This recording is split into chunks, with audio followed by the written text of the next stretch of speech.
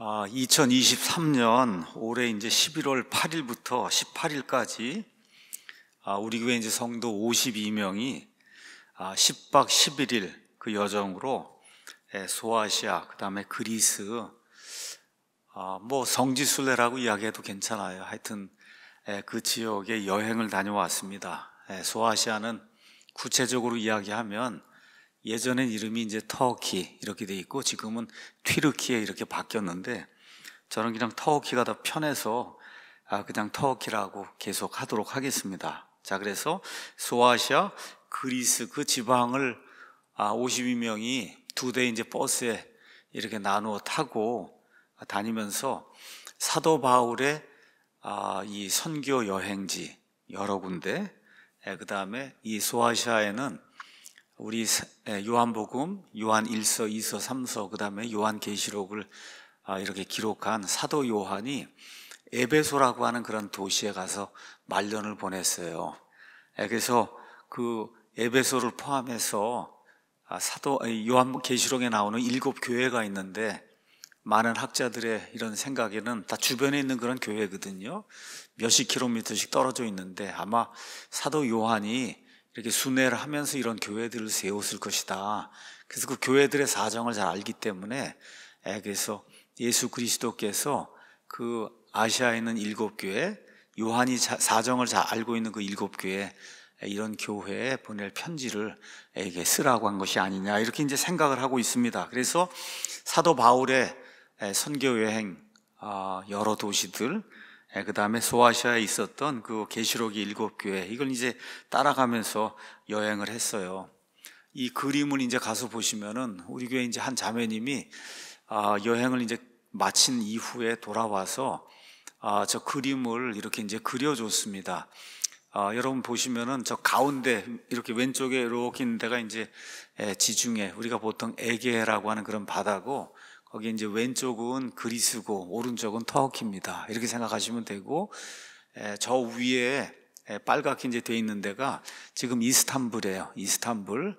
옛날엔 콘스탄티노플, 그 전에는 비잔티움이라고 불리던 그런 도시예요. 그래서 그 콘스탄티노플, 지금의 이스탄불 왼쪽은 유럽이고 이스탄불 오른쪽은 아시아고 이렇게 이제 돼 있어요. 그러니까 한 도시에 뭐 한 20-30%, 20%는 유럽이고 나머지는 아시아고, 이렇게 한 도시 사는 사람이 하루에도 왔다 갔다 배를 타거나 차로 아시아하고 유럽을 왔다 갔다 하면서 사는 그런 도시가 이스탄불입니다. 그래서 이스탄불로 우리가 이제 비행기를 타고 가서 그 다음날 아침에 저 그리스 저 밑에 있는 아테네 갔다가 그 옆에 이제 고린도 갔다가 그 다음에 저 위로 쭉 이제 올라가서 메테오라라고 하는 이 수도원 있는데 이제 갔다가 그 다음에 이제 버스를 타고 요 콘스탄티노플 전에 터키하고 그리스 국경이 있습니다. 그 국경 넘기 바로 전에 빌립보라고 하는 과거에 아주 커다란 그런 그 도시가 있었어요. 그래서 거기 갔다가 그 다음에 이제 사도행전 15장 가서 보시면은 성령님께서 이 비두냐, 콘스탄티노플이 있는 이 지역도 아니고 그 다음에 아시아 지역도 아니고 유럽으로 가서 선교를 해라 이렇게 해서 마케도니아 사람의 환상을 보여줘서 그래서 이 사도 바울이 드로아에서 직행해서 사모드라게로 가고, 사모드라게에서 유럽에 처음으로 발을 내디딘 도시가 있어요. 그 도시의 이름이 네아폴리스입니다. 네아폴리스. 그래서 네아폴리스 거쳐서 국경을 거쳐서 그래서 이제 버스로 이제 들어와 갖고, 그래서 에베소, 뭐 라오디게아 등 필라델피아 여기 다 구경을 하고, 그 다음에 비시디, 안디옥, 이고니움에서 저 끝에 가면 이제 갑바도기아라는 데가 있어요. 그래서 갑바도기아 거기 이제 갔다가 거기서 이제 비행기를 타고 그 다음에 콘스탄티노플로 와서 그래서 콘스탄티노플 구경을 하고, 그리고 이제 우리가 이제 돌아오는 약 3,000km 정도를 버스를 타고 정말 넓은 지역을 다니면서 이런저런 데를 이제 구경을 했습니다. 이 여행을 하면서 많은 성도들, 뭐 저를 포함해서 많은 성도들이 지금까지 우리가 천주교, 그 다음에 개신교에 대해서는 그래도 어느 정도 알고 있었는데 이번에 그리스하고 그 다음에 터키 여길 가니까 정교회라고 하는 게 있습니다. 정교회. 그래서 그리스에서는 그리스 정교회, 러시아는 러시아 정교회, 뭐 우크라이나 정교회, 뭐 불가리아 정교회, 하여튼 그 지역의 정교회라고 하는 것이 있고, 터키에 가서 많은 교회들 이런 걸 봤는데, 터키가 지금 이슬람 땅인데 그 많은 유물들이 다 정교회 유물들이에요. 정교회, 옛날에 동방정교회, 그 교회들이 이제 남아 있는 거예요. 이제 이렇게 이제 하다 보니까 특히 그리스 같으면은 정교회가 너무나 숫자가 많아서 그래서 몇 개가 있는지조차도 알지 못한다 이럴 정도로 정교회가 많고, 국교는 아니지만 그리스 국민들의 거의 뭐 98%, 어떤 사람 뭐 95%가 그냥 나는 정교회 교인이다 이렇게 이야기한다는 겁니다. 자, 그래서 동방정교회에 대해서 알지 못하는 그런 분들이 이제 굉장히 많았습니다. 자, 그래서 우리가 동방정교회가 뭔가, 그래서 동방정교회들도 여러 군데 갔고 또 사제도 보고 그 다음에 수녀도 보고, 여기 이제 가서 보시면 동방정교회 이제 사제들이에요. 사제들. 또 그림 넘겨 보시죠. 가서 보시면 이렇게 카톨릭 교회하고 비슷하게 고위 성직자가 되면은 하여튼 뭐 왕관도 쓰고 하여튼 무슨 종교놀이를 이렇게 이제 하고 있는 걸 볼 수가 있어요. 자, 그 다음에 또 가서 보시면은 이렇게 수녀들도 하여튼 카톨릭 교회의 그런 수녀들하고 뭐 거의 대동소이한 그런 모습을 이제 가지고 있습니다. 여러분 보시다시피 이 사제가 구약시대 제사장하고 거의 비슷한 그런 모습을 하고 있는 거 이제 우리가 금방 알 수가 있습니다. 우리가 또 수도원이라고 하는데도 여러 군데를 이제 가봤는데, 아까 말씀드린 대로 그리스 여기 중부 지역에 가면 메테오라라고 하는 데가 있어요.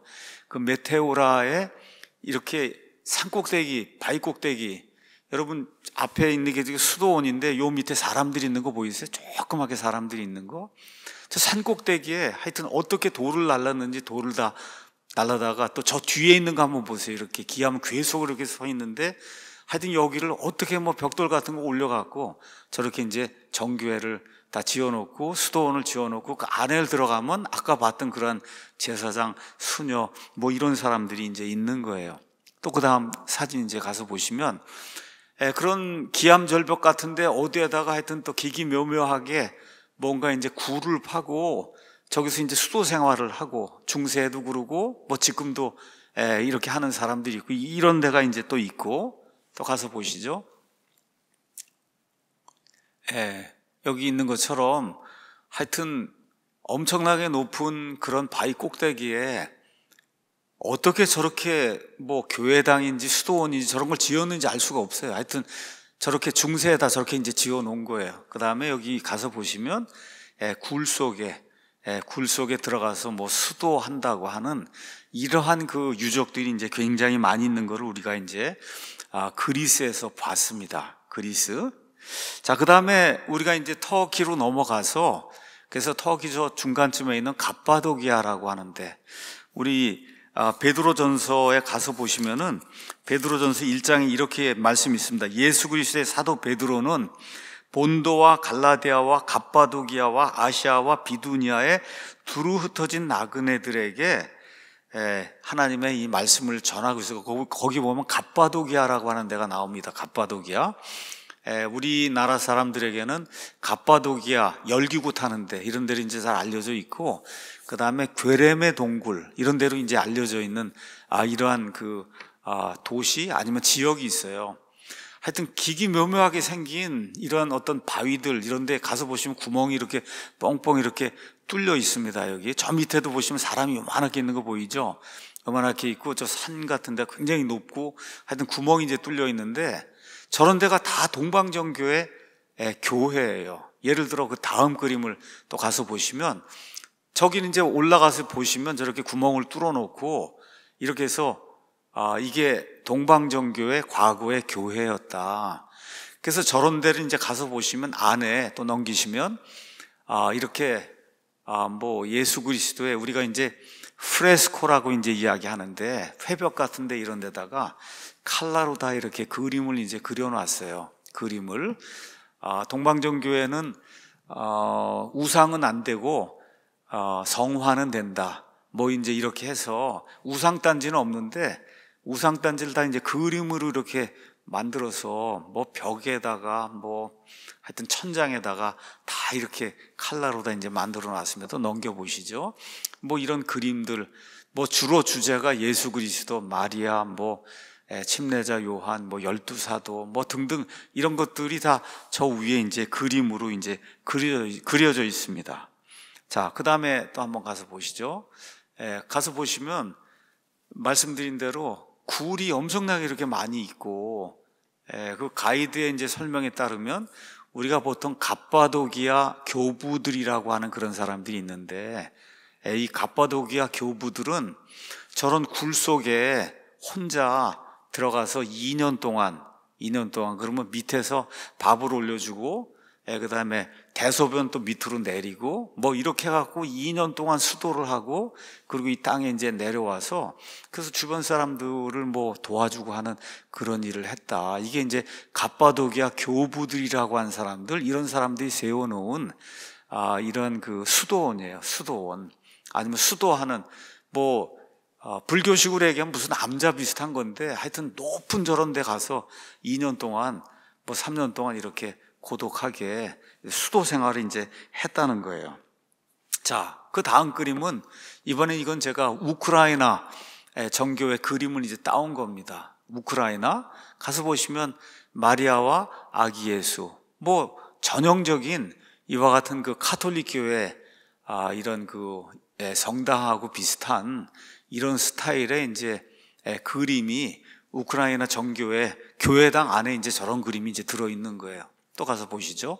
이거 다 우크라이나 뭐 최고 동방정교회, 우크라이나 정교회 아마 수장쯤 되는 그런 사람인데, 무슨 황제처럼 하여튼 교황하고 거의 비슷하게 이렇게 옷차림을 하고, 뭐 이렇게 우리가 홀이라고 하는 거지, 이거 홀, 왕이 드는 이런 지팡이 같은 거 뭐 들고 하여튼 종교놀이를 이렇게 하고 있는 이런 모습을 우리가 볼 수 있고, 그 다음 거 이제 가서 보시면 여기 이제 그거보다 한 단계 낮은 무슨 하여튼 성직자들인데, 무슨 컬러풀한 무슨 옷을 입고 또 금관 같은 걸 쓰고 하여튼 이런 일을 지금 우크라이나 정교회에서 하고 있어요. 자, 그 다음 것도 한번 가서 보시면 천주교하고 이제 비슷하게 뭐 이렇게 촛불을 잔뜩 켜놓고 그러고선 무언가 지금 예배를 드린다고 하는 이런 일들을 지금 하고 있습니다. 그래서 여러분에게 그림을 한 20개, 15개 정도 지금 보여드렸는데, 금방 이거 동방정교회는 카톨릭 교회하고 거의 대동소이하구나, 이거를 여러분이 이제 금방 느끼셨을 거예요. 그렇죠? 대충 이런 거구나 하는 걸 이제 느꼈을 겁니다. 그래서 제가 일단은 위키백과에 가서 기독교가 아니라 기독교계 인구를 봤습니다. 그랬더니 위키백과의 통계가 뭐라고 얘기하냐, 지금 전 세계에서 기독교계에 속한 사람이 얼마쯤 있냐 하면 23억에서 한 26억쯤 있다. 지금 전체 인구가 한 80억 정도 이렇게 된다고 그렇게 이야기하는 것 같은데, 이 가운데 하여튼 그리스도를 고백한다고 하는 그런 사람들, 이거를 기독교계, 영어로 얘기하면 크리스티애니티가 아니라 크리스텐덤 이렇게 이제 이야기하는 거예요. 자, 이 가운데 로마 카톨릭이 13.4억이 되니까 13억 4천만, 그러니까 반이 조금 넘는 거예요. 로마 카톨릭, 전 세계 기독교계 인구 중에 과반수 이상이 로마 카톨릭 교회 계통이다.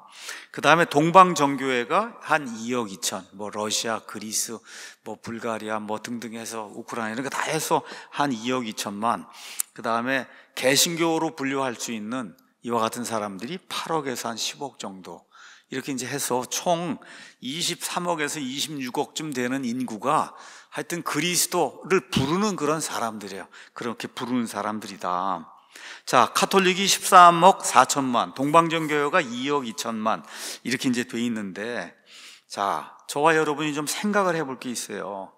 지금 이렇게 열 몇 장의 그림을 이렇게 봤는데, 과연 로마 카톨릭 교회와 동방정교회, 이런 교회가 예수님이 세우려고 했던 그런 교회일까?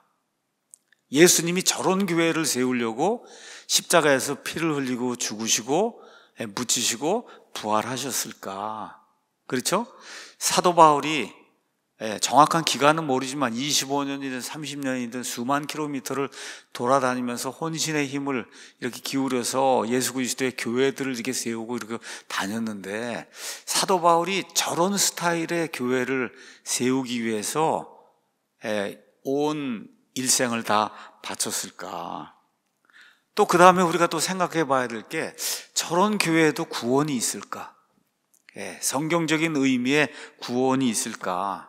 그래서 오늘은 제목을 제가 동방정교회, 카톨릭, 개신교, 기독교의 차이 이렇게 잡고, 소아시아, 그리스, 성지순례 여행, 총정리 이렇게 이제 제가 이렇게 제목을 이제 잡고, 그래서 이왕 우리가 이 지구에 이제 태어났고 예수님의 교회에 또 속해 있고 어쨌든 이런 것들은 이제 접하고 있으니까 한 번쯤은 동방정교회, 카톨릭, 그 다음에 개신교, 그 다음에 기독교의 차이가 무엇인가, 제가 개신교하고 기독교가 차이가 있다고 얘기를 드리는 거예요.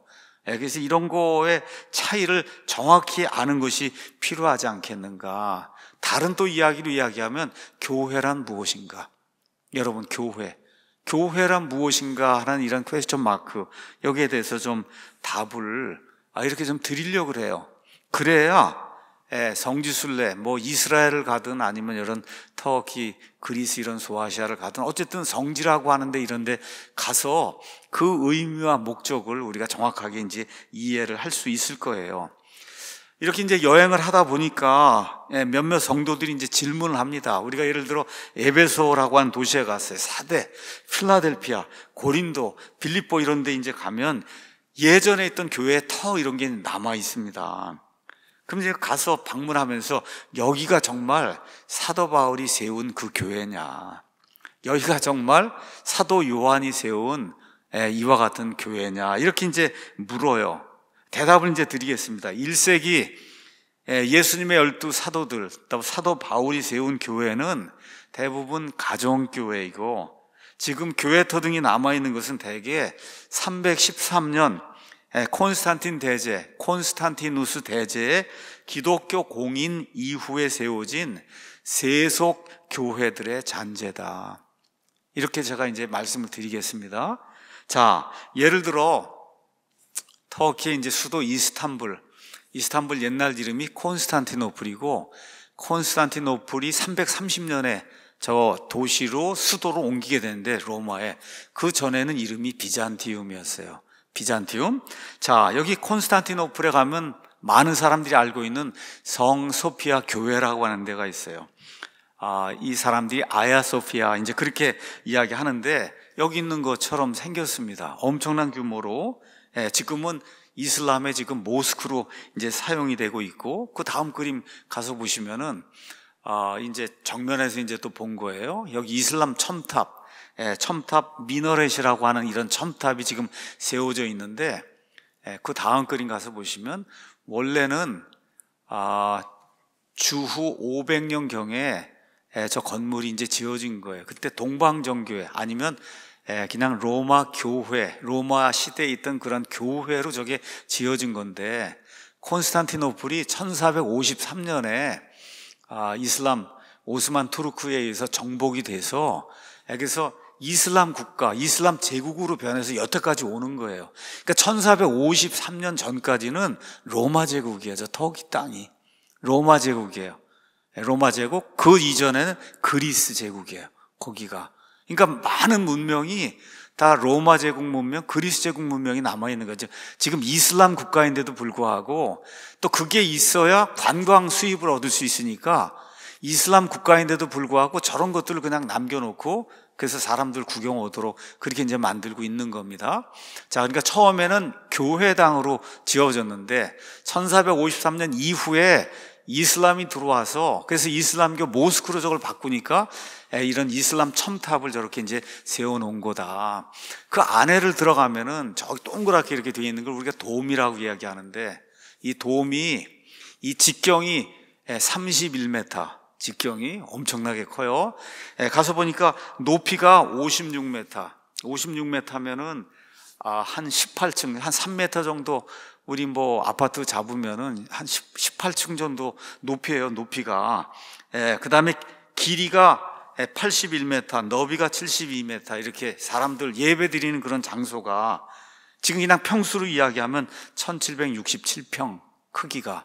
그러니까 우리 교회 지금 예배당 여기 앉아 있는 거, 요 앞부분이 제가 봤을 때 한 400평 정도 될까요? 그러니까 이거에 4배 이상이 되는 그런 엄청난 규모의 이와 같은 건물을 우리나라 초가집 짓고 삼국시대에 만든 거예요.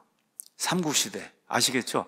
신라, 고구려, 백제 뭐 이렇게 해서 진짜 말 그대로 2층이란 거 이런 건 짓지도 못하는 그런 시대에 56m 높이에 완전히 다 대리석으로 돼 있는 저거 도움을 어떻게 만들었는지 하여튼 다 해서 저렇게 도움을 만들어서 엄청난 규모로 저걸 이제 지어 놓은 겁니다. 자, 누가 지었냐 하면 동로마 제국의 이제 황제가 유스티니아스 황제라는 이런 사람이 있었는데, 이 사람이 532년부터 537년까지 6년에 걸쳐서 이거를 이제 건설하고, 그래서 동방정교회 공식 예배당으로 이제 사용하면서 이 동방정교회의 말 그대로 본부가 되는 이와 같은 그런 건물이 저 성 소피아 이제 교회예요.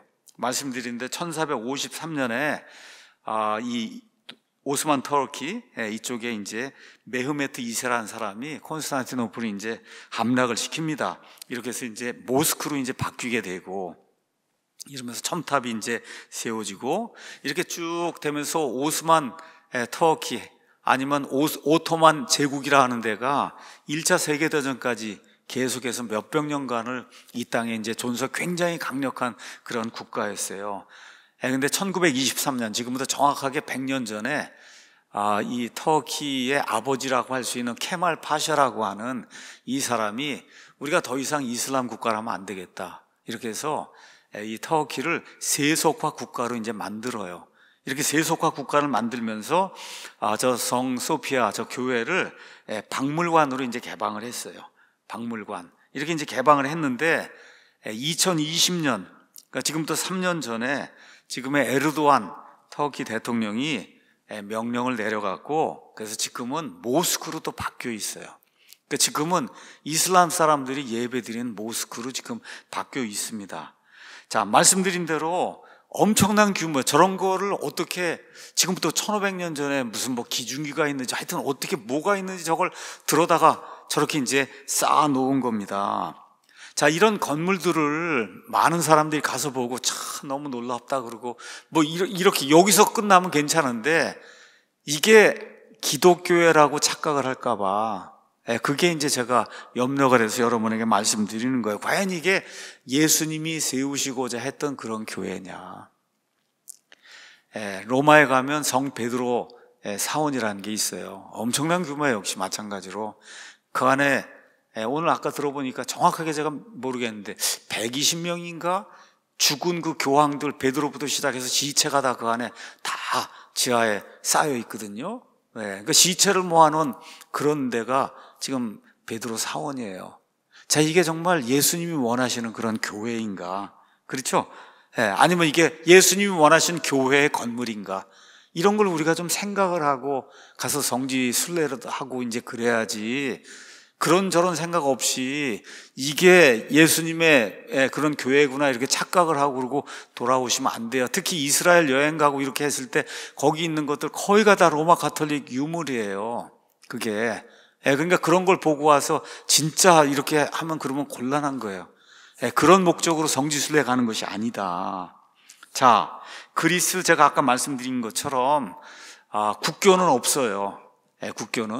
국교를 정할 수가 없죠, 헌법에.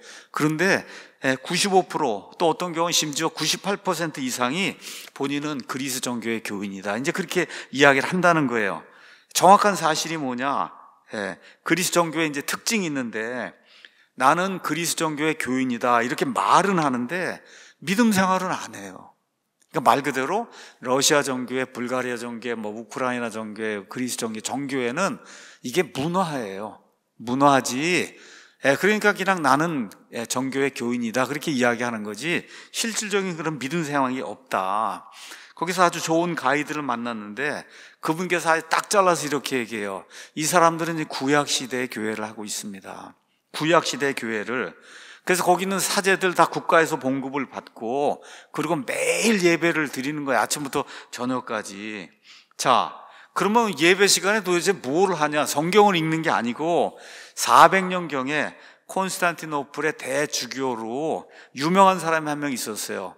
보통 우리가 성 크리소스톰이라고 하는 이런 유명한 설교자가 있었다고 하는데 이 사람이 만들어 놓은 설교문을 아침부터 저녁까지 읽는다. 이제 그렇게 이야기하는 거예요. 그럼 교인들은 뭘 합니까? 교인들, 자, 교인이라고 얘기하는데 교인들 하는 일이 없다는 거예요.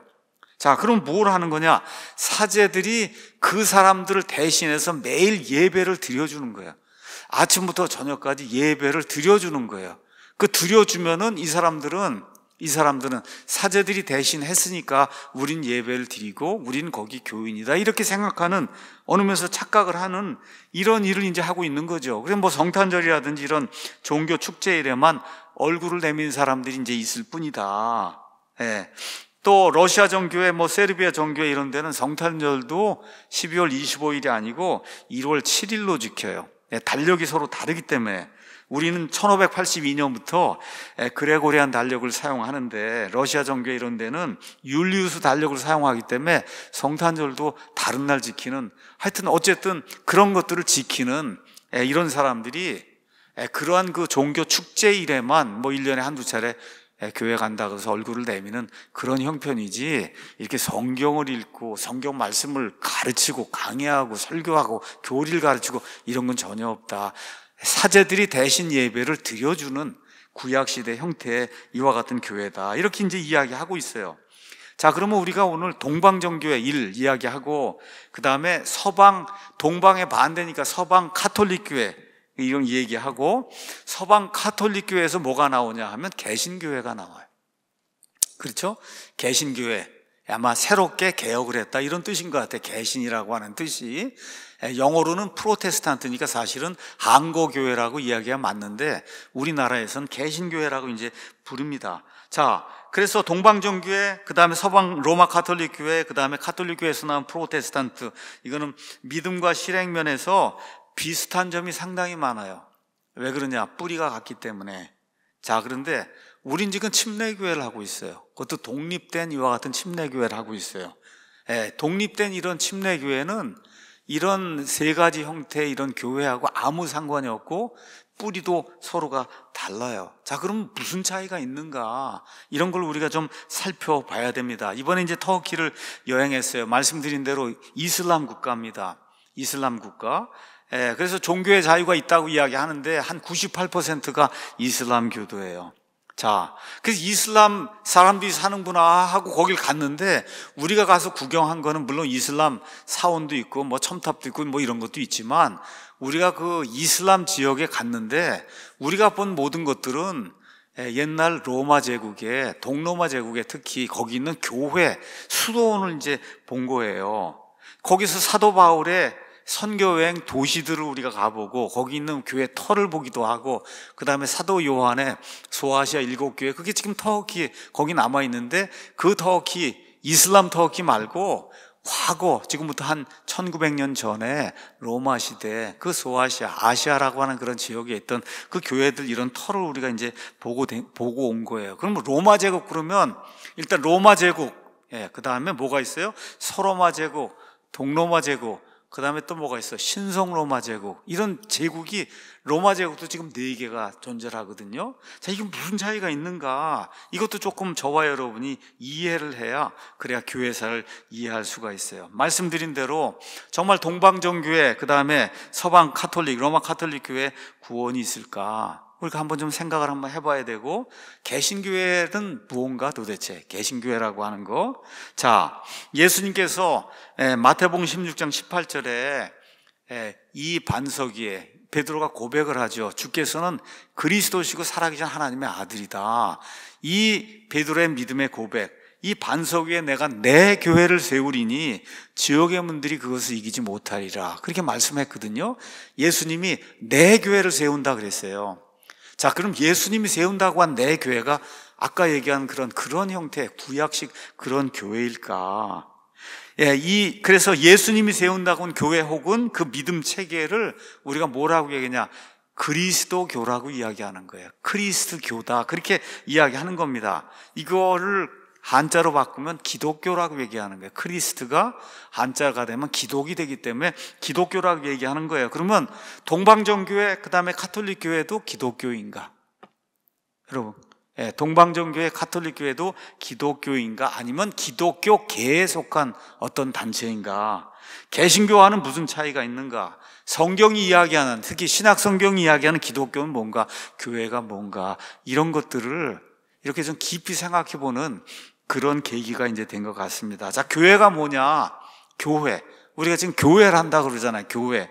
자, 구약시대에는 교회가 없었어요. 그 전에 거 한번 올려봐 줄까요? 거기 가서 보면 이게 마태복음 16장 18절에 이 반석에 내가 내 교회를 세우리니, 영어로 가서 보면 Upon this rock I will build my church 이렇게 돼 있어요. I will, 앞으로 교회를 세운다는 거예요. 그러니까 적어도 예수님 때까지는 교회가 없었던 그 교회를 이야기하는 거예요. 예수님 때까지는 없던 그 교회, 근데 예수님이 세운다고 하는 그 교회, 그 교회를 지금 우리가 이야기해요. 이거를 우리가 신약교회라고 이야기한다. 그러니까 구약에도 교회가 있었다고 이야기하면 그건 얘기를 할 수가 없는 거예요. 이분이 생각하는 교회와 예수님이 세우겠다는 교회는 이미 다른 교회이기 때문에 서로 대화를 할 수 없는 거다. 성경에 나와 있는 대로 I will build my church 예수님이 말씀해 주셨잖아요. 그래서 십자가 사건 이후에, 구체적으로 오순절 성령 강림 이후에 이 땅에 태어난, 태동이 된 이와 같은 교회, 이거를 우리가 신약교회, 사도행전 2장부터 시작이 된 이런 교회를 우리가 이야기하는 거예요. 교회는 그리스 말로 에클레시아 이렇게 돼 있는데 뜻이 뭐냐? 부르심을 받은 사람들이에요. 부르심을 받은 사람들이 교회다. 그러니까 건물이 아니고, 아까 뭐 성 소피아 교회, 뭐 무슨 교회, 이런 교회, 그건 예배당을 이야기하는 거고, 성경 이야기하는 교회는 부르심을 받은 사람들이 교회예요. 그러니까 우리가 에베소 교회 그렇게 이야기하면 건물이 아니라 에베소에 있는 사람들 가운데 하나님의 부르심을 받아서 예수 그리스도를 내 개인의 유일하신 구원자로 받아들여, 그래서 하나님의 본성에 참여한 그런 그리스도인들, 이게 에베소 교회예요. 교회 건물이 아니고. 이해하시겠죠? 많잖아, 에베소에. 그 당시에 에베소 인구가 25만에서 뭐 30만 정도 됐다 그러는데, 에베소 교인들이 얼마나 있는지 모르겠어요. 한 뭐 50명이든 100명이든 뭐 200명이든 얼마가 있었을 거 아니에요. 그 에베소 사람들 가운데 부르심을 받아서, 그래서 예수님의 피로 구속받은 그 사람들, 그게 에베소 교회다. 마찬가지로 고린도 교회, 골로새 교회, 빌립보 교회, 데살로니가 교회, 서머나 교회, 필라델피아 교회 그 이야기를 할 때는 사람들 이야기하는 거다. 구원받은 사람들 이야기하는 거다. 그렇기 때문에 성지 순례 여행에서 사도 바울 당시에 있던 교회 터 이런 거 찾는 거는 아무 의미가 없는 거예요. 사실은 의미가 없는 거예요. 왜 그러냐? 그 당시엔 가정교회 핍박을 받아서 지금처럼 이렇게 예배당을 지을 수가 없었어요.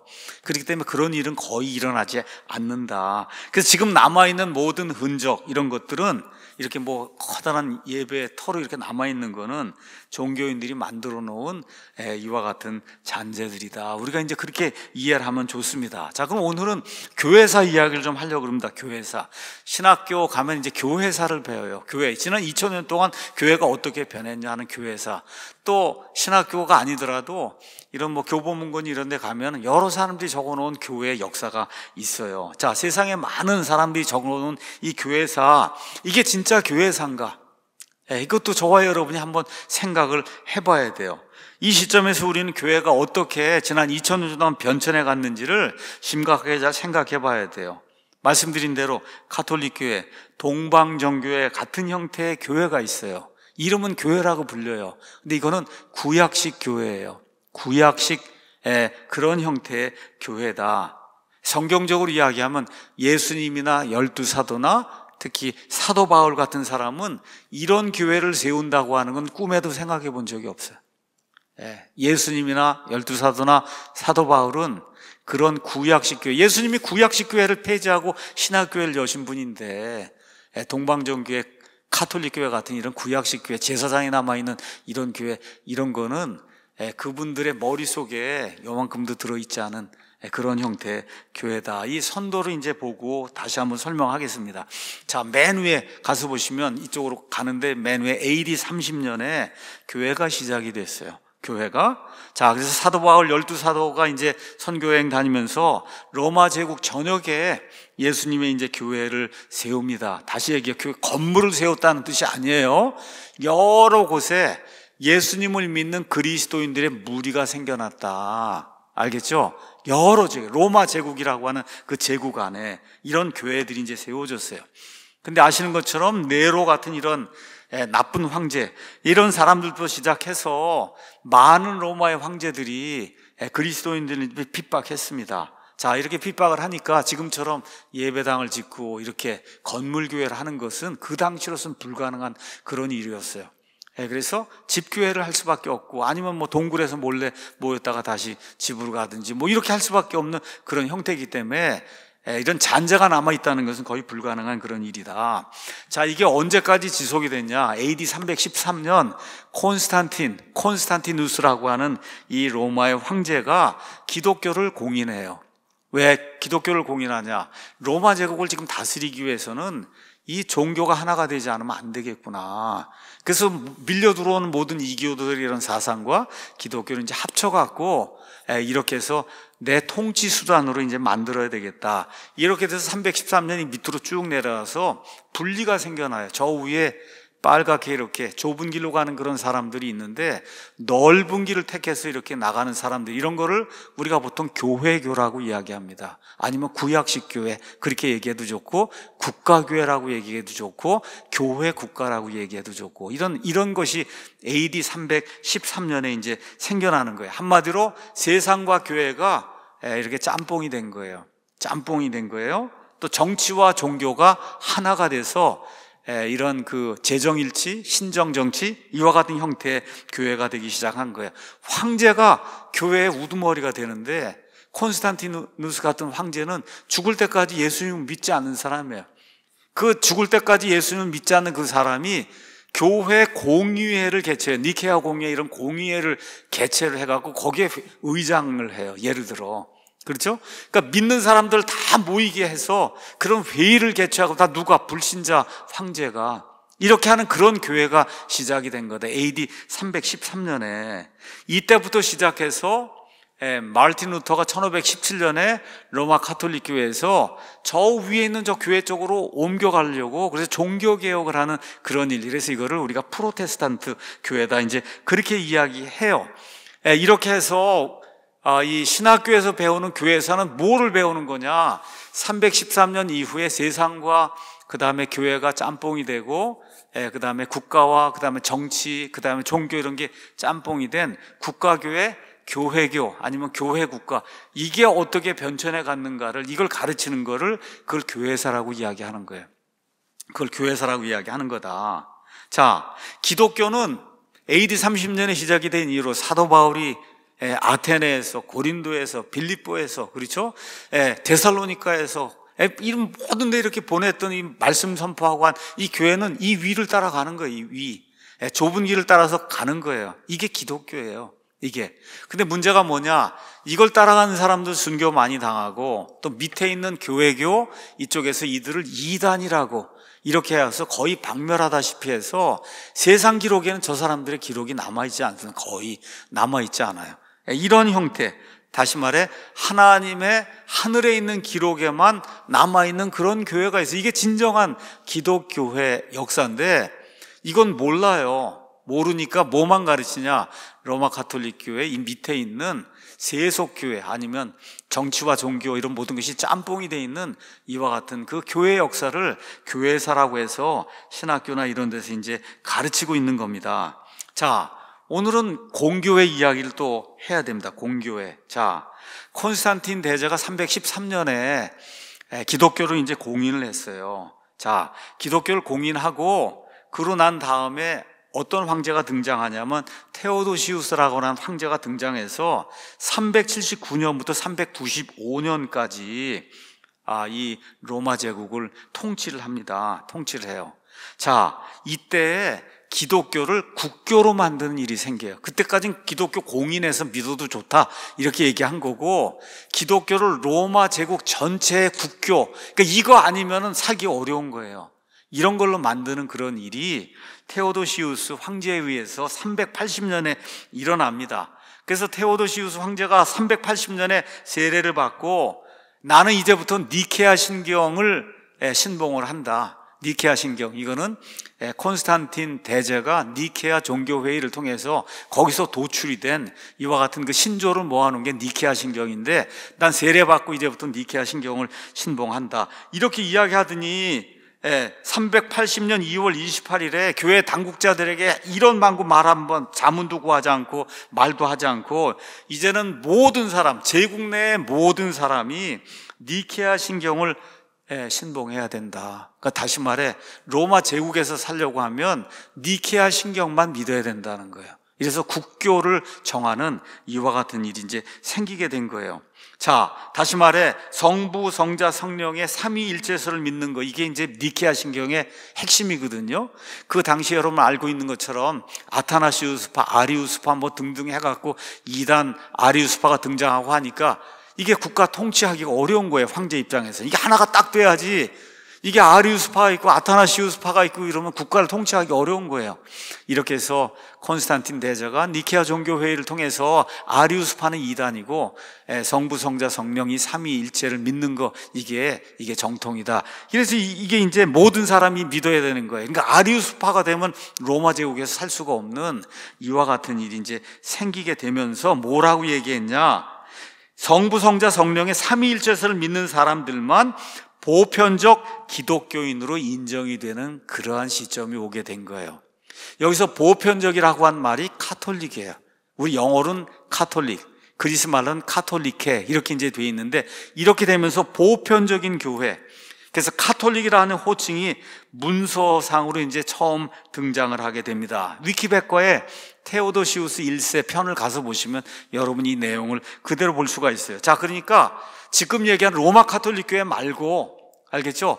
원래 카톨릭 교회 이야기하는 게, 원래 카톨릭 교회, 그거를 우리나라 말로는 공교회라고 얘기하고 보편교회라고 이야기하는데, 이 공교회, 보편교회의 특징은 뭐냐? 니케아 신경, 성부, 성자, 성령 이 삼위일체를 믿는 거, 이게 이제 핵심이에요. 자, 그래서 위키백과로 가서 캐톨릭이라고 하는 단어, 우리나라 말로는 공교회라고 하는 이런 말, 그래서 여러분 우리말로 된 위키백과에 가서 공교회라고 한번 쳐보시면 나옵니다. 공교회는 여기 가서 보는 것처럼 공교회 아니면 보편교회, 이렇게 이제 똑같은 그런 말이에요. 자, 고대 그리스어 에클레시아 교회라는 거 배웠죠? 그 다음에 카톨리케 보편적이다, 이런 뜻이에요. 그래서 이거 번역을 하면 카톨릭 교회예요. 카톨릭 교회. 그러니까 AD 313년 니케아, 기독교 공인 이후에 325년에 니케아 이와 같은 그 신조가 이제 만들어지는데, 이 과정을 통해서 만들어지는 이와 같은 교회를 카톨릭 교회라고 부르는 거야. 로마 카톨릭 교회는 12세기, 13세기 넘어서 공식적으로 로마 카톨릭 교회라 그랬고, 여기 세상과 하나가 돼서 밖으로 나와 있던 황제가 다스리던 이 교회를 공교회라고 부른 거예요. 카톨릭 교회라고 부른 거예요. 여러분과 제가 그렇게 이해를 하면 됩니다. 말 그대로 그리스어 카톨리케를 문자 그대로 그렇게 이제 이야기한 거예요. 그래서 콘스탄틴의 기독교 공인 이후 등장한 국가교회를, 그거를 카톨릭 교회, 공교회, 보편교회, 그렇게 이제 이야기하는 겁니다. 자, 그럼 이 사람들은 뭘 믿냐? 공교회주의라는 걸 믿는 거예요. 공교회주의 아니면 보편교회주의를 믿는데, 이거는 뭘 믿는 거냐? 사도들의 전통인 신구약 성경과 그 다음에 초대교회의 지침인 니케아 신경, 그 다음에 니케아 콘스탄티노플 신경을 따르는 교회예요. 그러니까 신구약 성경과 함께 사람들이 만든, 특히 황제가 만들어 놓은 이 공회의 결정을 따르는 그런 교회. 그래서 이것만이 유일한 이와 같은 교회다, 그리스도를 따르는 교회다, 이렇게 해서 그 교회의 이름을 카톨릭 교회라고 그런 거예요. 그 교회 이름을 공교회, 보편교회. 이것은 하나의 교회를 이야기하는데, 다시 말해 교회의 동방전통을 따르는 동방전교회와 서방전통을 따르는 천주교회와 천주교회에서 나온 개신교를 아우르는 모든 교회가 하나가 되는 것을 지칭할 때 이거를 뭐라고 부르냐? 보편교회, 공교회, 가톨릭교회, 그렇게 이야기하는 거예요. 자, 근데 이제 동방교회, 서방교회가 처음엔 따로 없었어요. 그냥 가톨릭교회밖에 없었어요. 근데 11세기에 이 그림에 가서 보시면 여기 교회교가 쭉 가다가 그러다가 둘로 나뉩니다. 이게 11세기에 이제 이런 일이 일어나요. 그래서 동방정교회하고 그다음에 서방 로마 가톨릭교회가 이제 나뉘게 되거든요. 그래서 그 나뉘기 바로 그 전까지의 그 교회를 그거를 공교회라고 부르는 거예요. 가톨릭교회라고 부르는 거예요. 로마 가톨릭교회는 그 이후에 나오는 거예요. 이름을 로마 가톨릭이라고 이름을 본인들이 이제 사용을 하게 된 겁니다. 자, 다시 얘기해요. 여러분에게 위키백과에 가서 공교회 편을 찾아보시면 이렇게 정확하게 기록이 되어 있어요. 로마 가톨릭교회에서 주장하는 로마 가톨릭주의 혹은 천주교주의는 1224년에서 1274년경에 살았던 토마스 아퀴나스라고 하는 천주교 신학자가 있는데, 이 사람의 사상과 철학을 토미즘이라고 해요. 토마스 아퀴나스라 해서 이 사람의 이론을 토미즘이라고 이야기하는데, 이게 13세기에 등장했거든요. 그 이후에 주장이 되는 게 그게 로마 가톨릭교회다. 이해하시겠죠? 그러니까 동방정교, 서방정교가 나누어지기 전까지 313년부터 요 부분을 모든 교회가 그 당시엔 그거를 가톨릭교회라고 불렀다. 알겠죠? 지금 우리가 얘기하는 로마 가톨릭교회는 이거 이후에 100년쯤 지나서 토마스 아퀴나스의 사상을 가톨릭교회에서 받아들이면서 우리는 로마 가톨릭교회야, 이렇게 이제 부르면서 지금 우리가 로마 가톨릭교회로 그렇게 부르고 있는 거죠. 자, 그래서 공교회주의 이거 한다고 한 사람들은 7개의 공의회를 신봉하는 거예요. 공의회의 결정을 신봉하는 거예요. 자, 가서 한번 그림을 보도록 하겠습니다. 요 위에 거 그림 한번 다시 한번 위로 올려보시죠. 가서 보시면 아까 교회사에서 이 밑부분 알겠죠? 이 밑부분이 가톨릭교회 공교회를 이야기하고, 그 공교회의 일부가 나중에 로마 가톨릭교회가 돼서 로마 가톨릭교회에서 뭐가 나와요? 개신교회가 나오죠. 이렇게 파랗게. 여기서 지금 파랗게 되어 있는 거는 공교회 아니면 공교회의 일부가 남아있는 형태예요. 우리가 지금 하고 있는 이 신약교회는 저 위에 빨간 거는 공교회하고 아무 상관이 없는 교회. 알겠죠? 사도 바울의 교회, 예수님의 교회, 12사도의 교회, 베드로의 교회, 이런 형태의 교회를 지금 이야기하는 거다. 자, 공교회는 7개의 공의회 이 신조를 중요하게 가서 보겠습니다. 자, 7개 공의회가 이제 열렸는데, 지도 한번 가서 다시 보여주시죠. 가서 보시면 이거를 첫 번째 7개 공의회다 얘기하는데, 이걸 뭐라고 영어로 에큐메니컬 카운실이라고 얘기해요. 에큐메니컬 카운실. 이 에큐메니컬 카운실이 제1차 니케아 공회 가서 보시면 여러분 저기 콘스탄티노플, 요 유럽하고 아시아 사이에 하나, 둘, 세 개가 이렇게 놓여 있잖아요. 빨간 게. 그 중에 좀 왼쪽에 있는 게 그게 콘스탄티노플이고, 그 밑에 있는 하나가 니케아고, 그 밑에가 칼케돈이고, 그 다음에 이 밑으로 가면 이피소스, 에베소라고 하는 데가 있고, 이렇게 가서 보시면 콘스탄티노플에서 이 7개의 공의회가 다 어디에서 열리냐? 지금의 터키 땅, 아니면 동로마 제국에서 이게 다 열리게 되는 거예요. 그러니까 공의회, 니케아 공의회하고 모든 공의회는 다 동로마 땅에서 열리게 되는 거다. 이걸 여러분이 기억을 하시면, 그러니까 니케아 이런 게 다 지금의 터키에 있는 거예요. 칼케돈도 터키에 있는 거고, 다 터키에 지금 있는 거다. 에베소도 물론 터키에 있는 거고. 자, 이렇게 해서 이 동로마 제국에서 7개 이제 공의회가 열렸는데, 1차 열린 게 니케아 공의회 325년 부터 시작해서 2차 니케아 공회가 787년에 열리게 돼요. 그래서 325년부터 787년 사이에 이 공교회가 7개의 공의회를 엽니다. 7개 공의회. 이 공의회 7개는 누가 소집 명령을 내리냐? 동로마 제국의 황제가 소집 명령을 내리는 거예요. 로마 제국의 황제가. 자, 그럼 이 회의는 누가 주도를 하냐? 자, 어디요? 콘스탄티노플로 수도를 옮긴 이후에, 그 이후부터 이런 일들이 일어나기 시작하고, 콘스탄틴 대제가 그쪽으로 옮겨갔기 때문에 콘스탄티노플 교회의 대주교가 이 모든 것을 관리하는 거예요. 자, 그럼 여기 문서를 기록할 때는 어떤 걸 하냐? 신약 성경이 코인의 그리스어로 기록이 돼 있으니까 모든 문서는 다 코인의 그리스어로 기록도 되고 말도 다 그리스 말로 진행을 하는 거예요. 공의회를 여는데 이해하시겠죠? 이런 형태의 7개 이제 공의회가 있습니다. 자, 공교회는 황제의 명령에 따라 움직이는 그런 교회예요. 콘스탄틴 포함해서 대다수 황제는 그런데 불신자예요. 그러니까 불신자 황제가 한 300여 년에 걸쳐서 7개 공의회를 이렇게 열라고 소집 명령을 내려갔고, 그래서 거기서 여러 가지를 이제 결정을 하게 됩니다. 왜 황제는 이런 일을 하냐?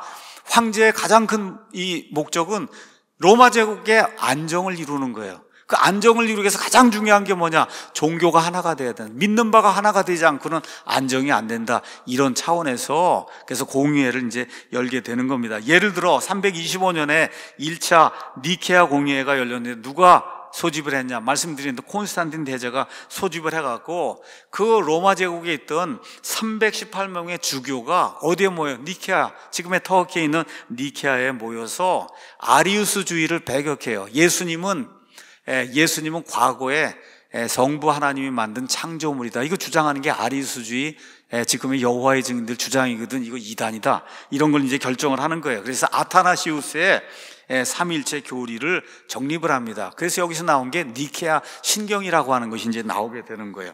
자, 그 다음에 413년에 에베소에서 또 공회가 열렸어요. 자, 여기서 무슨 문제를 다루냐? 사람으로서의 예수님과 하나님으로서의 예수님을 이렇게 구분한 이와 같은 이단이 있었어요. 이거를 네스토리우스 주의라고 하는데, 이런 이단을 배격하기로 그렇게 이제 결정을 한 거예요. 이건 좋았어요. 근데 무슨 결정이 내려지냐? 에베소에서 마리아 숭배를 하기 위해서 마리아는 하나님의 어머니로 부르기로 한다. 이해하시겠죠? 마리아가 드디어 하나님의 어머니가 되는 그런 일이 에베소 공회에서 열린 거예요. 그러니까 우리가 공회를 믿는다고 하면 그러면 마리아가 하나님의 어머니가 되는 걸 믿는다고 고백을 하는 거다. 이게 공교회가 믿는 거예요. 자, 451년에 칼케돈에서 공회가 열렸는데 그 당시에 또 어떤 이단이 있었냐? 예수님에게는 신성밖에 없었다, 인성은 없었다 주장하는 단성론이라고 하는 게 있는데, 이거를 이제 배격을 하고 예수님은 참 하나님이시며 동시에 참 사람이시라고 하는 칼케돈 신조를 작성을 한 거예요. 자, 이런 좋은 면도 있고 나쁜 면도 있고, 어찌됐든 황제로서는 하나를 정통교리로 만들어야만 로마 제국을 통치할 수 있기 때문에 이런 공의회를 이제 만든 거죠. 자, 그래서 엄밀한 의미의 공교회, 엄밀한 의미의 보편교회, 이제 카톨릭교회 로마 카톨릭교회 말고 그냥 엄밀한 의미의 카톨릭교회는 어떻게 되는 거냐?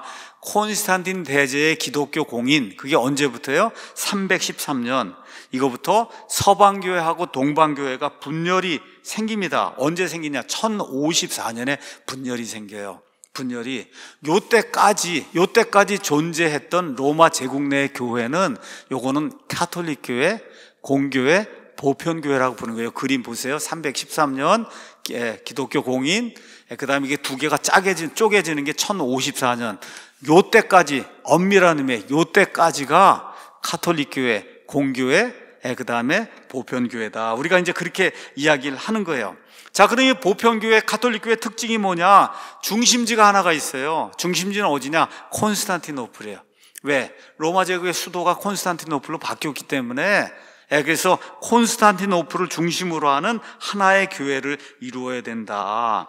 그래서 공교회주의는 로마 제국의 기독교 공인하고 관련이 있어요.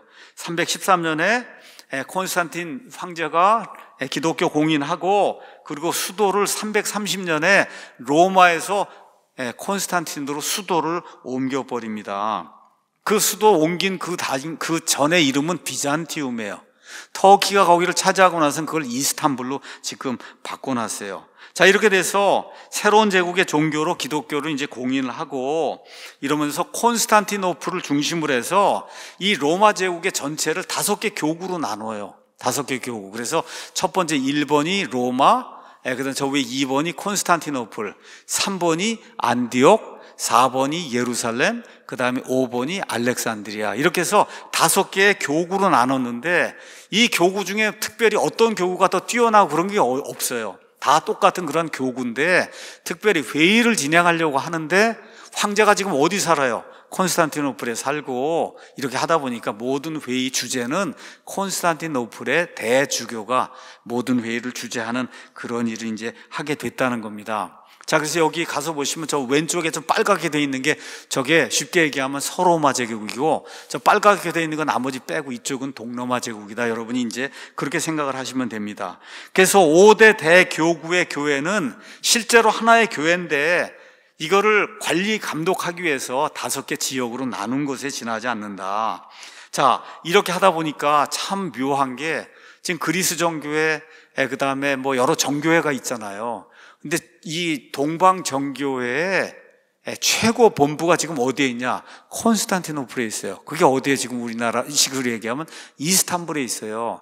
이스탄불은 이슬람 국가인데 그 이슬람 국가 수도에 동방정교회 최고 본부가 지금 콘스탄티노플 거기 이스탄불에 와 있다. 왜 그래? 이게 공교회이기 때문에 이슬람 국가인데도 불구하고 그 수도 이슬람 국가의 중심 거기에 지금 그리스 정교회, 동방정 이런 종교의 본부가 지금 거기 있다는 거. 이걸 저와 여러분이 기억을 하면 좋습니다. 자, 어쨌든 교회 이단이나 다양한 신학사조가 등장하기도 했지만 11세기까지 로마 제국의 수도인 콘스탄티노플을 중심으로 지역적 협력을 이루어가면서 하나의 교회를 유지했어요. 그 교회를 교회사적으로 카톨릭 교회라고 이야기하는 거다. 카톨릭 교회, 공교회라고 이야기하고 있는 거예요.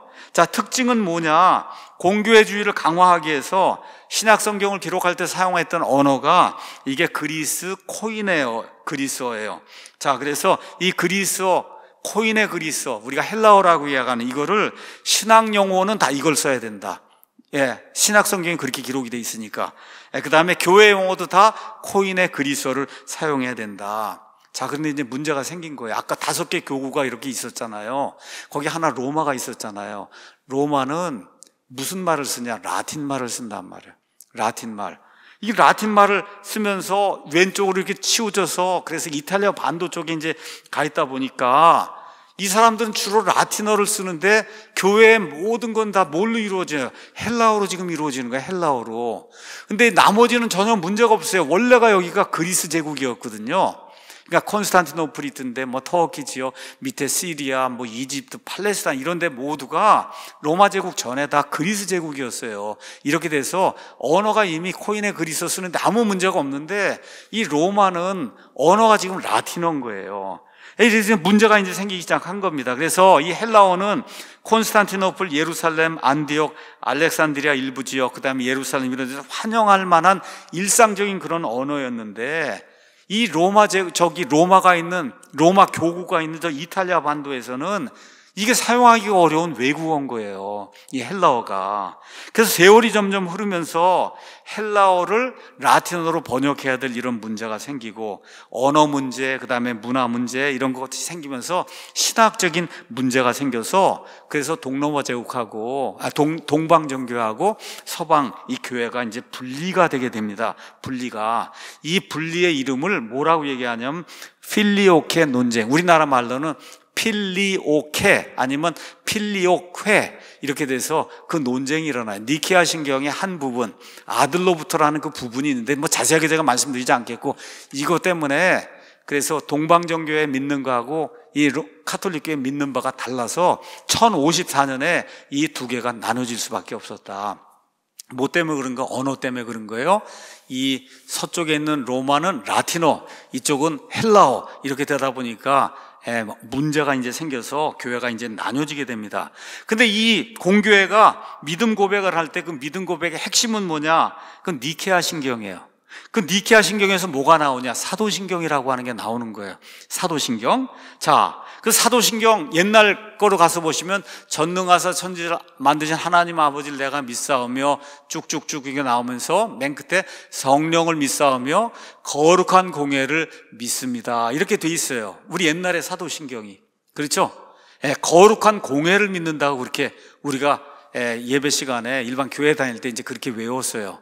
근데 이제 최근에는 저거를 이제 바꿨어요. 어떻게 바꿨냐? 나는 성령을 믿으며 거룩한 공교회를 믿습니다. 이렇게 바꿨어요. 지금 그래서 새 번역으로 돼 있는 이 사도신경을 하는 교회는 나는 거룩한 공교회를 믿습니다. 지금 그렇게 고백을 하고 있는 거예요.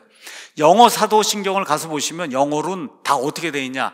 I believe in the Holy Catholic Church 이렇게 돼 있어요. 이걸 믿는다고 사도신경을 하는 거예요. 미국에 있는 장로교회라든지 이렇게 이 사도신경을 외우는 그런 교회는 나는 거룩한 카톨릭 교회를 믿습니다. 얘기할 때 저 카톨릭 교회가 뭘 얘기하는 거예요? 보편교회. 알겠죠? 아까 황제가 만들어 놓은 7개의 공의의 결정사항. 그렇죠? 이것을 믿는 그런 교회, 그 교회가 존재하고 그 교회가 거룩한 이와 같은 공교회다. 이렇게 지금 믿고 있는 겁니다. 자, 그러면 저와 여러분 지금 거룩한 카톨릭 교회를 믿고 있습니까? 지금 우리 여기 사랑침례교회 성도들은 거룩한 카톨릭 교회를 믿고 있어요? 아니죠. 이 거룩한 카톨릭 교회는 313년부터 1053년까지 이 세상에 존재하던 국가교회를 이야기하고 있는 거예요. 자, 그러니까 지금 이 시간 예배를 드릴 때 사도신경을 외우는 교회, 외우면서 나는 거룩한 공교회를 믿습니다 하는 그런 교회는 공교회 개념이 가득 찬 그런 교회예요.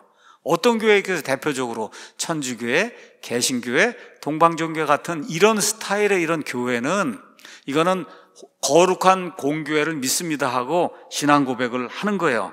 자, 이렇게 되다 보니까 한국에서 이단 판정의 기준이 뭐예요? 사도신경을 하냐 안 하냐. 그렇죠. 사도신경을 하면 이단이 아니고 사도신경을 안 하면 이단이다. 이렇게 되는 그런 일이 이 공교회 개념에서 나오게 되는 거다. 근데 전 세계 모든 침례교회는 사도신경을 하지 않습니다.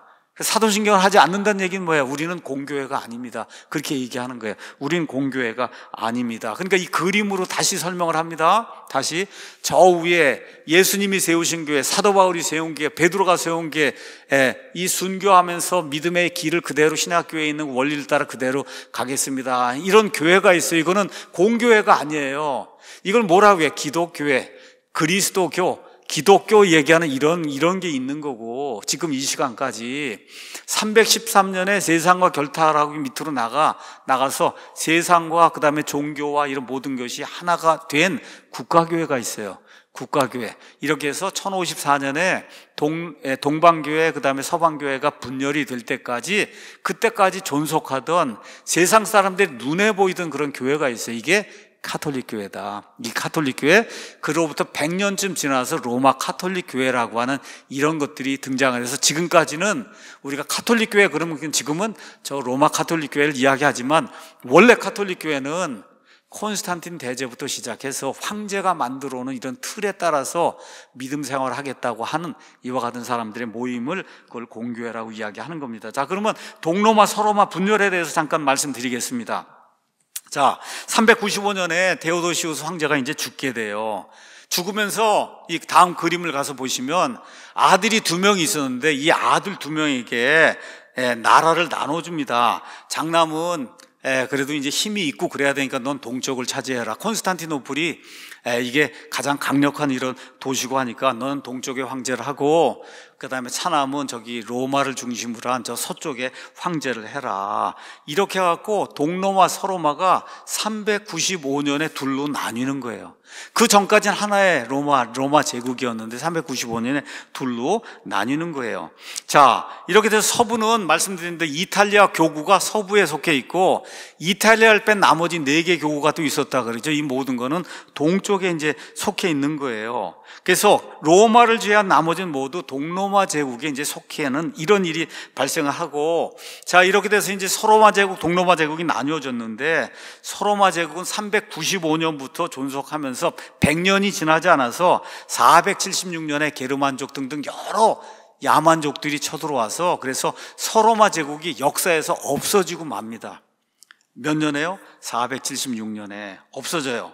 자, 수도는 로마가 아니고 밀라노가 수도예요. 서로마 제국의 수도는 밀라노가 처음에 수도였고 나중에 라벤나라고 하는 그런 도시가 이제 수도가 되고, 이 서로마 제국의 유산은 뭐냐?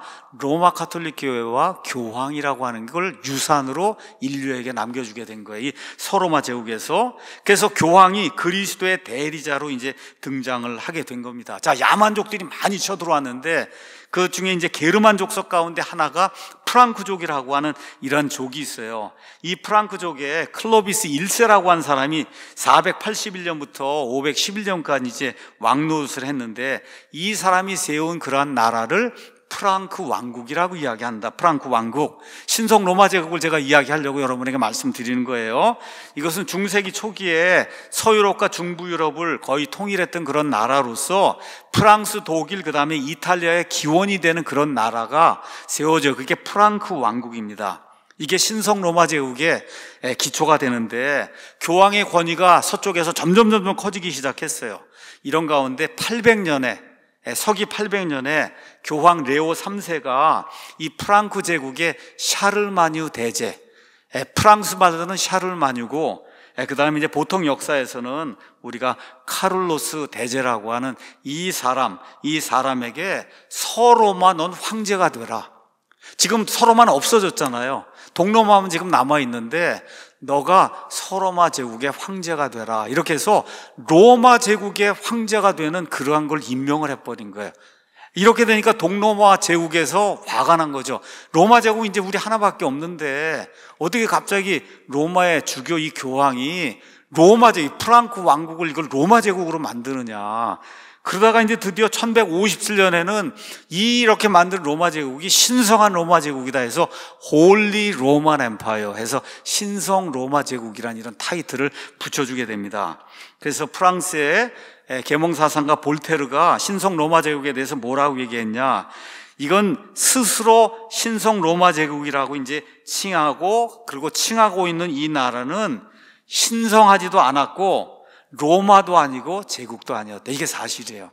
그러니까 이 서로마 제국 이게 없어졌단 말이에요. 여기 지금 로마 가톨릭 교회가 세력을 확장하려고 하니까 자기 뒤에 왕국이 하나 있어야 되거든요. 이건 왕국이, 그래서 만들어 놓은 그 왕국이 신성 로마 제국이다. 그렇게 여러분과 제가 이해를 하시면 좋습니다. 자, 레오 3세 이후에 모든 황제, 유럽의 모든 황제, 동로마 제국 빼고 교황의 인정 없이는 즉위할 수가 없다. 이렇게 이제 레오 3세가 못을 박았어요.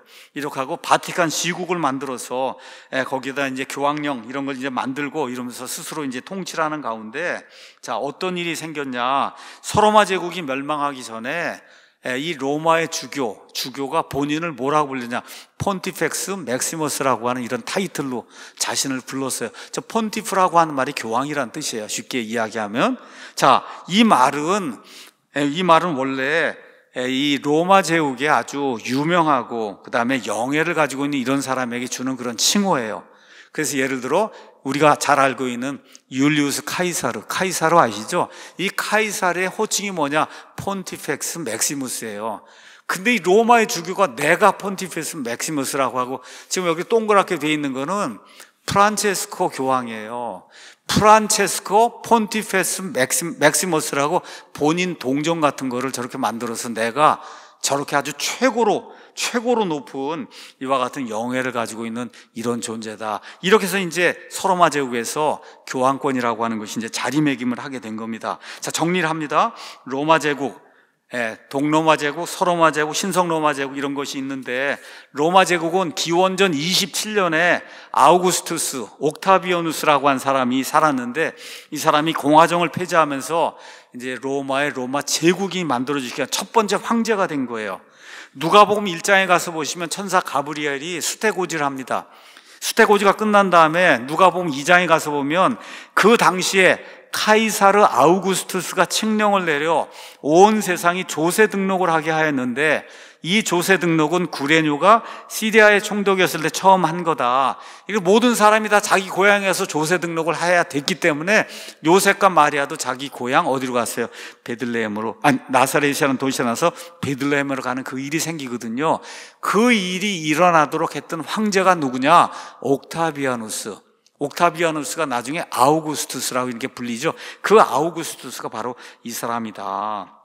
자, 이렇게 돼서 이탈리아 반도의 로마를 수도로 하는 이와 같은 제국이 만들어져요. 자, 그런데 쭉 제국이 진행이 되다가 313년에 콘스탄틴 대제가 기독교 공인하고 330년에 제국이 너무 커졌어요. 제국이 너무 커져서 로마를 수도로 하면 전체를 다스릴 수가 없는 거예요. 그래서 제국의 중심쯤에 수도로 옮겨야 되겠다 이렇게 생각하고 어디로 옮겨요? 콘스탄티노플, 뉴 로마라고 해서 콘스탄티노플로 수도를 옮기게 됩니다. 그러고 나서 몇십 년 지나서 395년에 동로마 서로마가 분리가 이제 됩니다. 자, 서로마 제국은 476년에 멸망하고 동로마 제국은 그 이후 계속 존속해서 1453년까지 이 땅에 존재하고 있다. 자, 그래서 로마 제국 동서 분열 이후에 로마 제국은 그냥 동로마 제국을 이야기하는 거다. 이렇게 저와 여러분이 생각해 보시면 돼요. 그래서 그리스, 터키, 시리아 이런 거 모두 포함하는 거 이게 동로마 제국이기 때문에 저와 여러분이 지금 그리스나 아니면 터키에 가서 과거의 유물들을 보면 다 로마 유물들을 보는 거예요. 그게 동로마 제국의 유물이다. 그렇게 저와 여러분이 기억하면 좋고, 서로마 제국이 멸망한 이후에 그 지역에서 프랑크 왕국, 게르만족의 일종인 프랑크 사람들이 세운 왕국이 존재해요. 이 왕국에다가 로마 제국이라고 하는 이런 타이틀을 교황이 주게 됐어요. 그것이 나중에 신성하다고 해서 홀리 로만 엠파이어가 되는 이게 신성 로마 제국이다. 자, 그럼 동방종교의 이름은 뭐냐? 다 거의 끝날 때가 됐는데, 자, 로마 주교, 로마 교구, 교황 이런 사람들이 나중에 뭐라고 해요? 우리만 카톨릭, 진짜 모든 정통을 따른 우리만 카톨릭 교회다 이렇게 이제 주장을 하니까, 근데 교구가 몇 개가 있었다 그래서 5개가 있었는데 로마의 교구는 별거 없는 그 나머지 콘스탄틴 이쪽이 중요한데, 그러니까 여기 있는 사람들이 니들은 사입이야, 우리가 정통이야. 그래서 정통, 저기 올소독스, 이게 정통이란 뜻이죠. 정통. 그래서 이 동로마 쪽에 있던 4개의 교구, 여기 있던 교회들이 우리가 정통이고 너희는 사입이다, 이런 의미로 우리를 뭐로 부르기 시작한 거야? 정교회라고 부른 거야. 올소독스 처치라고 부르기 시작한 거다. 그래서 정교회, 우리는 정통교회고 니네는 사입이다 이렇게 이제 얘기한 거고, 카톨릭 교회는 우리가 그 카톨릭 교회 모든 전통을 다 가지고 로마에 이 모든 걸 두고 있으니까 이름이 로마 카톨릭이다. 이제 이렇게 변천이 이제 된 겁니다. 자, 이런 거 보면서 동방정교회 카톨릭 교회 구원 문제를 잠깐 이야기하도록 하겠습니다. 자, 그림을 가서 보도록 하겠어요. 동방정교회 카톨릭 교회는 이 그림의 맨 밑에 있는 거예요. 구약식 교회를 하는 거예요. 예수님의 단번 속죄를 부인해요. 지금도 제사장 체계가 있어요. 믿음 플러스 행위 구원 이런 걸 주장하고 있어요. 따라서 성경에 의해서 판단을 내리면 그 체계대로 믿으면 구원받는 건 불가능한 거다. 구원받는 건 불가능한 거예요. 자, 이런 가운데 1517년에 로마 카톨릭 교회에서 개신교회 프로테스탄트가 나옵니다. 구원 문제 오직 은혜로, 오직 믿음으로. 그렇게 구원 문제는, 개신교회 구원 문제는 없어요. 근데 뭐가 있어요? 천주교 많은 잔재들을 그대로 가지고 나오죠. 그렇죠? 그럼 뭐가 있어요? 공교회 개념을 가지고 나와요. 공교회 개념, 사도신경. 그러다 보니까 어떻게 카톨릭 교회와 종교 통합을, 공교회니까 같은, 동방종교와 같은 공교회니까, 그래서 WCC, 그 다음에 종교 통합 이런 걸 이루려고 하는 이와 같은 것이 성향이 상당히 강하다. 저기 노랗게 돼 있는 저게 이제 개신교회입니다. 자, 그러면 여기 노랗게 돼 있는 거하고 여기 밑에 파랗게 돼 있는 이 공교회, 카톨릭교회, 그 다음에 개신교회, 여기에 특징이 뭐냐? 교회가 이스라엘을 대체했다. 이스라엘 대체 신학을 가르치고, 그 다음에 또 뭐야? 교황이 온 세상을 다스리기 때문에 천년왕국 같은 건 없다. 교황이 다스리는 교회가 천년왕국이라고 해서 무천년주의를 가르치는 거예요. 그러니까 저기 노란 거, 그 다음 밑에 있는 파란 거는 이스라엘 대체신학, 무천년주의, WCC, 공교회 뭐 등등 이런 것들을 공통적으로 가지고 있는 거다. 이렇게 보시면 되고, 그림 가서 밑에 가서 보시면 2021년 하나 넘기세요. 2021년 12월에 교황하고 그 다음에 콘스탄티노플의 대주교 정교회 수장하고 같이 만나서 우리 종교 통합합시다. 이렇게 하는 일이 같은 공교회이기 때문에 일어나고 있는 거다.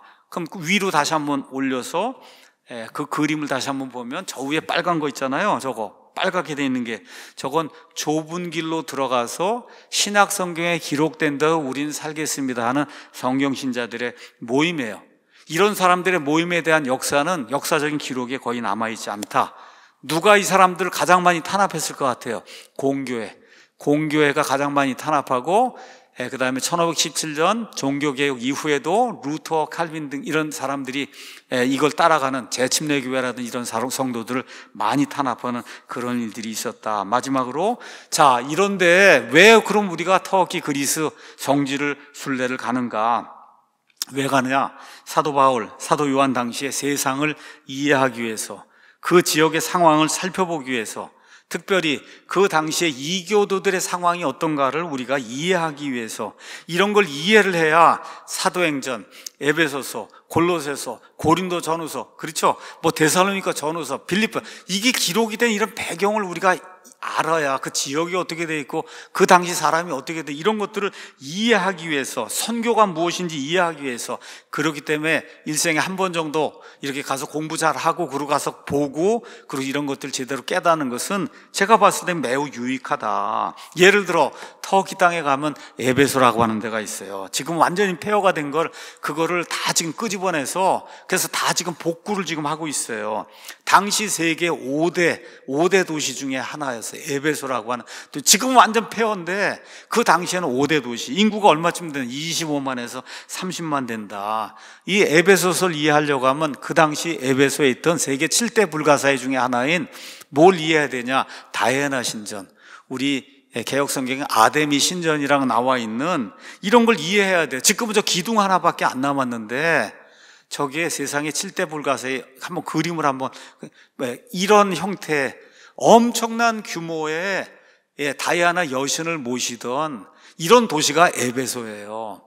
그 에베소에 가서 바울이 2년 3년 동안 두란노 그 서원에서 말씀을 전했더니 소아시아에 있는 사람들 가운데 그리스인이든 이방인이든 예수 그리스도에 대해서 들어보지 못하는 한 명도 없었다. 이런 기록이 지금 나오는 거예요. 그러니까 저런 거를 우리가 보러 가는 거예요. 성 소피아 이런 교회에 가면 저기 있던 기둥 중에 하나를 사람들이 옮겨다가 그 소피아 사원을 짓는다, 그쪽으로 다 옮겨놓고 한 그런 역사적인 그런 기록들이 있는 거예요.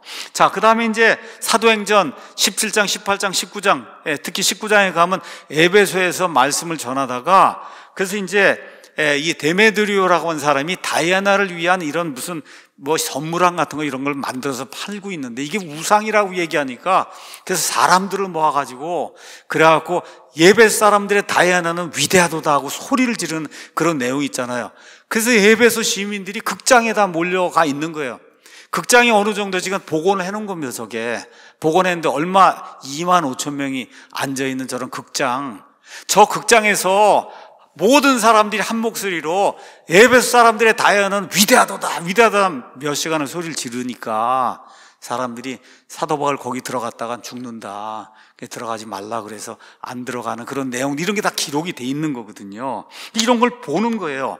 고린도, 아테네, 빌립보, 네아폴리스 여러 곳을 이렇게 보면서 예수님과 그분의 신실한 종들이 어떻게 선교의 사명을 감당하고 그들의 선교 사명 그 감당을 통해서 복음이 아시아에서 유럽으로 넘어가서 한 바퀴 돌아갔고 아메리카, 미국으로 가서 이게 또 돌아서 지금 여기까지 지금 와 있는 거잖아요.